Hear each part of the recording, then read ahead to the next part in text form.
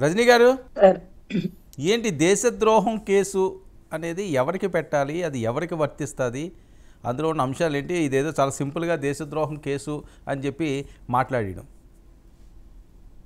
Sir అప్పట్లో రఘురామకృష్ణరాజు గారి మీద ఆ కారణంతో పెట్టారని వెంకటరెడ్డి గారు చెప్పే వరకు మాకెవరికి తెలియదు సార్.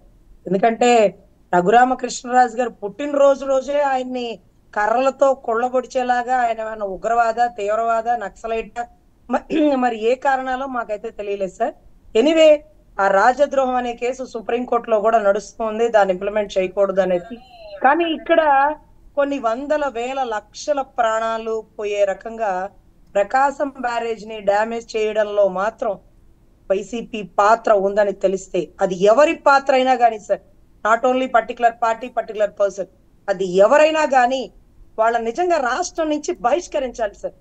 అసలు ఎందుకంటే అసలు విజయవాడ మునిగిపోయి అసలు అన్నమో రామచంద్ర అంటూ ఈ రోజు వెంకటరెడ్డి అన్న చెప్తున్నట్టుగా బాధపడుతుంటే, మోకాళ్ళ లోతు నీళ్ళలోకి వచ్చి పలకరించి వెళ్ళిపోయి 10 నిమిషాలు ఉన్న వాళ్ళు బెంగళూరులో కూర్చొని మళ్ళీ పబ్జి ఆడకపోతే, ఒక ₹1,00,00,000 ప్రకటించిన వ్యక్తి ₹1,00,00,000 చెక్ ఇవ్వడానికి రాలేదు, కనీసం అన్న ప్యాకెట్లు పంపించనే లేదు.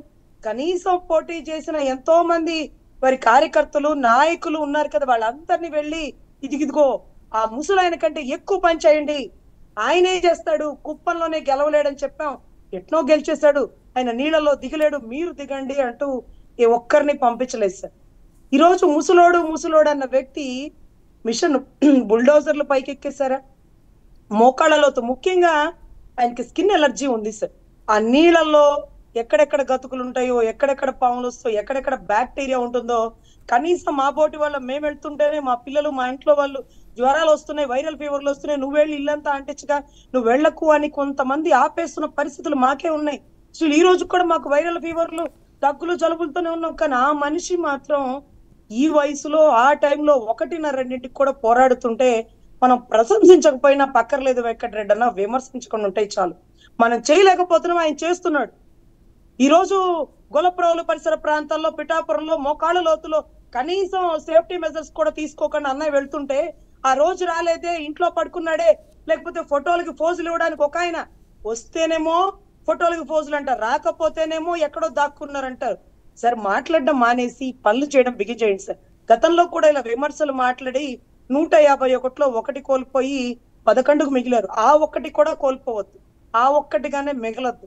దయవుంచి కష్టకాలంలో అందరం ఒక్కటయ్యి ప్రతి ఒక్కరిపై దేశాల నుంచి డబ్బులు ఇస్తున్నారు సార్. విమానం గన్నవరం ఎయిర్పోర్ట్ నుంచి దిగే ప్రతి ఒక్కడు చెక్ ఇవ్వడానికే వస్తున్నాడు సార్.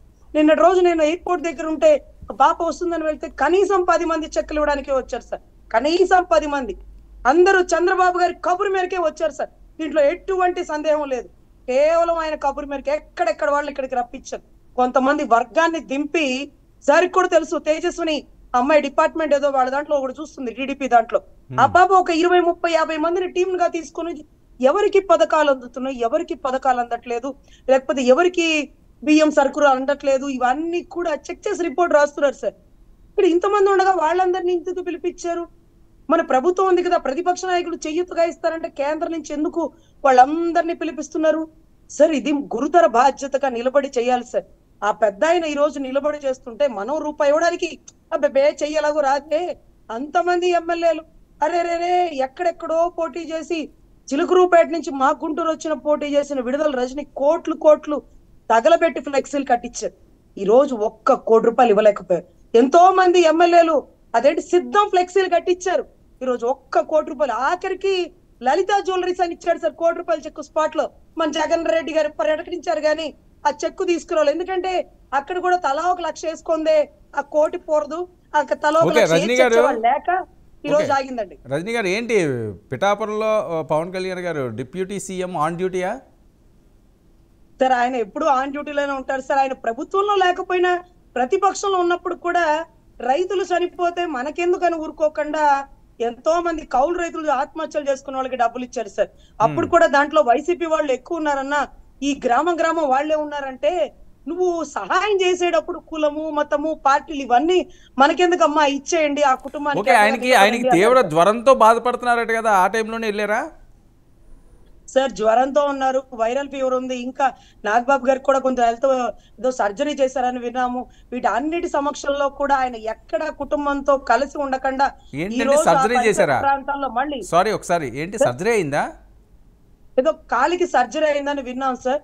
అందుకనే ఒక 2 days అందుబాటులో లేరేమో. కానీ అయినా కూడా దాన్ని కూడా రూపురేఖలు మార్చేసి నానా మాటలు అనేసారు. కాకపోతే ఓకే ఆయన చేసే పని చెప్తాడు, చెప్పే పని చేస్తారు. ఇవన్నీ అక్కడ రైట్. ఇక్కడ ఆ మాటలు ఈ మాటలు చెప్పడం చేత కాదు సార్. అందుకనే చాలా మంది మాట్లాడారు. సో ఎనీవే ఆయన ఇంకా కూడా కుటుంబాన్ని పక్కన సో పెట్టి రాజద్రోహం ఈరోజు రాజద్రోహం ప్రజలు- కేసు ఏంటి? అది ఏంటి? ఏ సెక్షన్లో ఇంప్లిమెంట్ అవుతాయి దానికి? సార్ ఆవిడ కోపాగ్నితో రగిలిపోయి ప్రకాశం బ్యారేజ్ ని డ్యామేజ్ చేశారన్న బాధతో చెప్పున్నారు. కానీ ఇంకా కూడా రాజద్రోహం కేసులు అనేవి ఇంప్లిమెంట్ అవ్వట్లేదు. ఆ కేసులు పెట్టడానికి కూడా కొంత ఇబ్బందులు ఉన్నాయి. ఎనీవే ఓకే అటువంటి వ్యక్తిని రాష్ట్ర బహిష్కరణే చేసినా తప్పులేదు సార్. ఎనీవే అవకాశం ఉన్నంత వరకు ఇలాంటి తప్పు చేసిన వ్యక్తిని అంటే రజనీ గారు ఇక్కడ ఒక విషయం ఏంటంటే ఇప్పుడు కాదండి, ఏదైనా ఒక ఇష్యూ జరిగినప్పుడు ఓకే మీ జన సైనికులు ఆవేశపడ్డారు అనుకున్నాం, పవన్ కళ్యాణ్ గారు ఫోన్ చేసి మీరు ఆవేశపడండి అని చెప్తారా? లేకపోతే టీడీపీ వాళ్ళు ఎక్కడన్నా ఏదన్నా గొడవకి దిగి ఉండొచ్చు, చంద్రబాబు నాయుడు గారు ఫోన్ చేసి మీరు వెళ్ళి గొడవకండి అంటారా? ఇప్పుడు ఆ బోట్లు తెగిపోయి ఓకే వాళ్ళకి ఎవరికైనా కడుపు మంటున్నది అనుకో, వేరే కుట్రకోట ఉండదేమో. కానీ జగన్మోహన్ రెడ్డి గారు ఫోన్ చేసి మీరు 3 బోట్లు వదిలేసి డైరెక్ట్గా ప్రకాశం గేట్లను గుద్దీసి పగలగొట్టియండి అని చెప్తారండి? అవునండి. పాపం మీకు తెలుసో లేదో వివేకానంద రెడ్డి గారు మర్డర్ కేసులో చంపింది దస్తగిరేనండి. పాపం దస్తగిరి చంపితే అవినాష్ ఎందుకు ఎత్తారండి? పాపం ఎక్కడో ఉన్న జగన్ గారికి ఎందుకు తెలుసు అని చెప్పింది సిబిఐ. ప్రపంచానికి తెలియక ముందే జగన్ రెడ్డి గారికి తెలుసనింది. పంచాంగాలు చూసాడా, పాచికలేసాడా? ఇక్కడ కూడా బోట్లు ఎందుకు వదిలినాయో మొత్తం తీగలాగితే అంటే జగన్మోహన్ రెడ్డి గారికి తెలుసా ఇది? అప్పుడే అరెస్ట్ చేస్తారు. జగన్మోహన్ రెడ్డి గారికి తెలిసి జరిగిందనా? మరి తెలిసి జరగకుండా ఉండే అవకాశాలు ఉండవు. ఇప్పుడు ఎంక్వైరీ చేశాకే నిజాలు వస్తాయి సార్. ఇప్పుడేమి మేము వాళ్ళలాగా ఆరోపణలు చేసి A37 లాగా దొంగ కేసులు క్రియేట్ చేసి అరెస్ట్ చేయము. మేము అన్ని ఆధారాలు పట్టుకున్నాకే అరెస్ట్ చేస్తాం. ఆ లోపు ఇంకా ఎవరు ఏమైనా ట్విట్టర్ లో పోస్టులు పెట్టచ్చు.